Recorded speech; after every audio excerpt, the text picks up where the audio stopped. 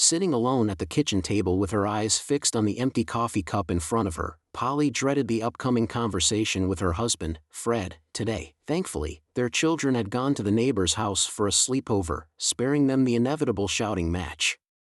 The sudden ringing of the doorbell and the rumble of a large truck pulling into the driveway startled Polly, who was unprepared for any visitors and assumed it was just someone who was lost and wanted to ask for directions.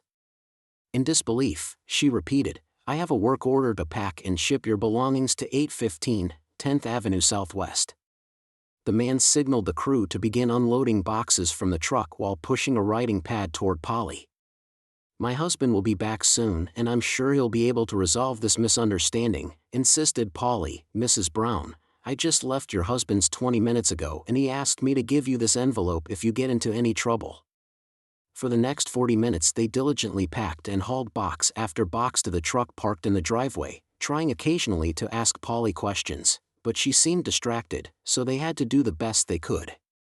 10 minutes later, Polly's father arrived. "Honey," Harry said, seeing his daughter's dumbfounded expression, "a friend asked me to pick you up, said you might not be fit to drive. He explained that your mom is waiting for us and the movers are ready for you. We'll store everything in the garage and sort it out later," Harry told Polly as he led her out of the house. "That's not possible," Polly loudly muttered as Harry helped her into the car. "Where's Fred?" Half an hour later Fred returned to the house accompanied by a locksmith. He changed all the locks including the code for the garage door opener. He instructed the locksmith to leave me 5 sets of keys and to make sure that there was a deadbolt on the garage side door. He grabbed a couple of empty cardboard boxes and finished packing the remaining items that the movers had neglected to pack, including Polly's makeup and the toiletries on the bathroom vanity.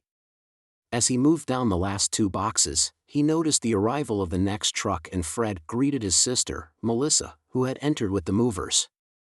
He suggested we organize the kids' stuff later. "Sure, what about Polly's car?"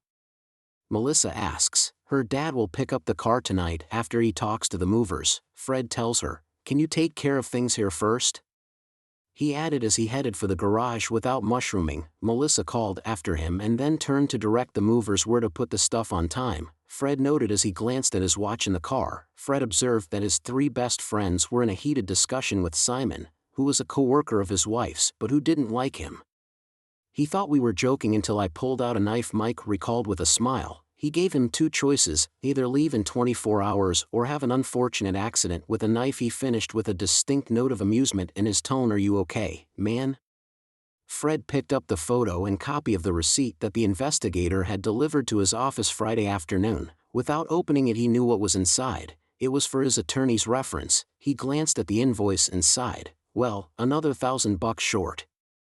Fred dropped the envelope off at his attorney's office, grabbed 4 pizzas and a case of beer and headed home. He needed to indulge completely tonight because tomorrow he was going to be a single parent and needed to set a new example, certainly not like his soon-to-be ex-wife. The moving truck was gone and Melissa and a couple of friends were busy setting up her bedroom when she greeted Fred. "Dude, where are the mussels you promised me?"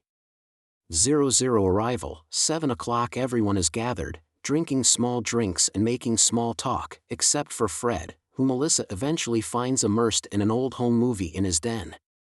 Fred replied, "I just need some alone time." "Well, I'll be in the kitchen if you need anything," Melissa assured him, and before closing the door she gave him a kiss on the top of his head. "Did you go to the doctor a week ago?"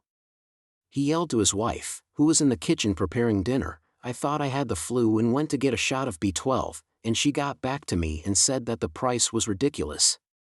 The next day, Fred dialed the clinic's billing department from his office.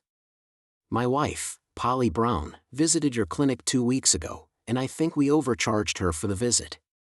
He explained that she only had a routine checkup and a B12 vaccination, but we were charged $125 when the cost should have been no more than $45 after insurance. 10 minutes later, Fred found himself sitting at his desk flipping through the yellow pages looking for a private investigator.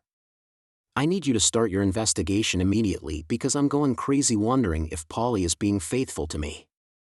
I'm going out of my mind wondering if she's being unfaithful to me, and I'd like to know who he's calling next." And his good friend Ben, who also works in Polly's department, Ben Fred Brown, "Here he goes. I hate to ask, but I need to talk to you outside of work, and if it's possible, can we meet at Mo's house after work 5?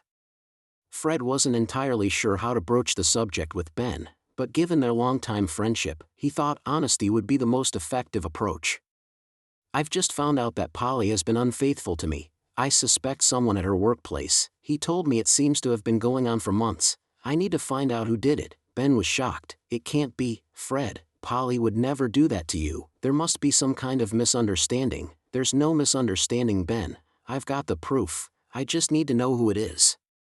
I have proof. I just need to know who it is, Fred insisted. Fred, we're not a big company. I know the names of most of the staff, Ben assured him. Sure, there's usually a fixer in the office, but that's about it. But I've got 2 coworkers who owe me a big favor. If there's something going on, they'll know about it, and believe me, I'll get in touch with them if I find out what's going on.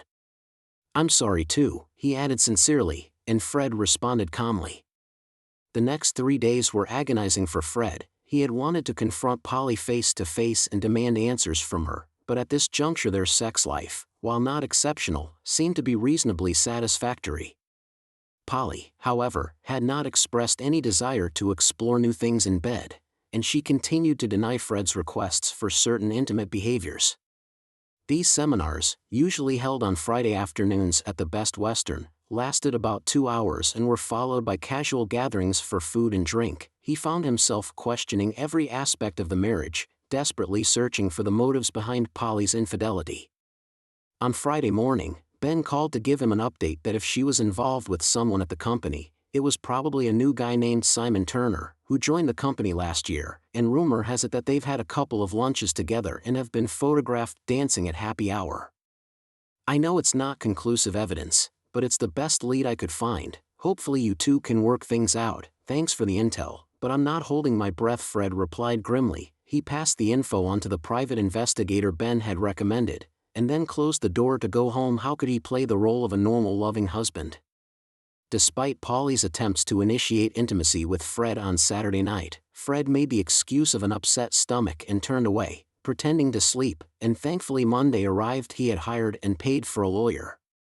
Living in a no-fault liability state where both men are employed, Fred seeks a 50-50, equitable division with no spousal support. Polly's betrayal is monumental, and unless she agrees to his terms, he threatens to expose her infidelity to everyone she knows.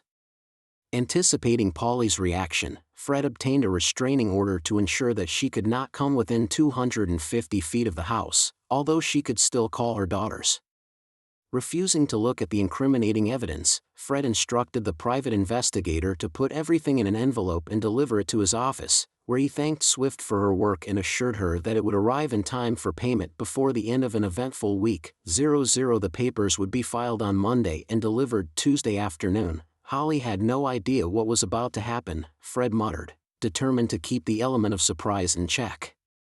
Caught off guard when the movers arrived at the door, I instructed them to wave before Fred returned, but my heart sank as he handed me the envelope, and I realized that Fred knew everything, and that the envelope contained a copy of the pregnancy test I had taken at the clinic. One morning Carol said gently, "It sounds like you're pregnant again." Simon's arrival coincided with my 30th birthday, which made me feel like an aging married woman. Our relationship escalated and we began having lunch at a local Mexican restaurant and drinks together after our monthly seminars. One Friday night, during a team-building activity, the music brought us to the dance floor. I hadn't slow danced with anyone since we'd been married, and this was Simon, and as we glided across the floor it felt effortless. A wave of warmth enveloped me, and I found solace in his embrace.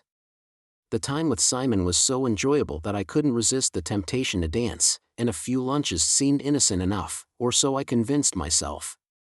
It wasn't until the 4th Friday of G gathering that things took a turn for the worse. Our department had won the top producer award, and with each of us receiving a $100 bonus, we decided to celebrate at the bar.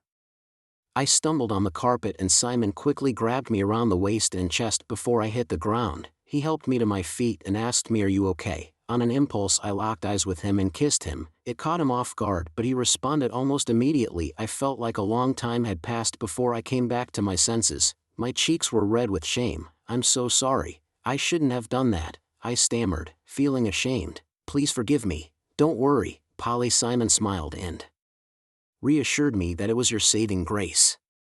The following week I tried to distance myself from Simon as much as possible, making sure I kept busy at lunchtime and avoided lingering at happy hour the following Friday. A terrible mistake, but I couldn't shake off the exhilaration I felt every time I thought of being in Simon's arms. Strangely, everyone seemed to have an excuse for leaving early until only Polly and Simon were left at 6 o'clock. When the music started, Polly jumped at the chance to ask Simon to dance, and to her surprise, 4 slow songs were played in quick succession that night, and they danced so happily that Polly felt her heart thumping, and found solace in Simon's embrace. It was not until she was reunited with her husband and children that her feelings of guilt began to mount. That night, Fred longed for her, but Polly couldn't bear to look him in the eye, let alone make out. A week later, Simon reveals that he has booked a room at the Best Western for Friday night in anticipation of their date.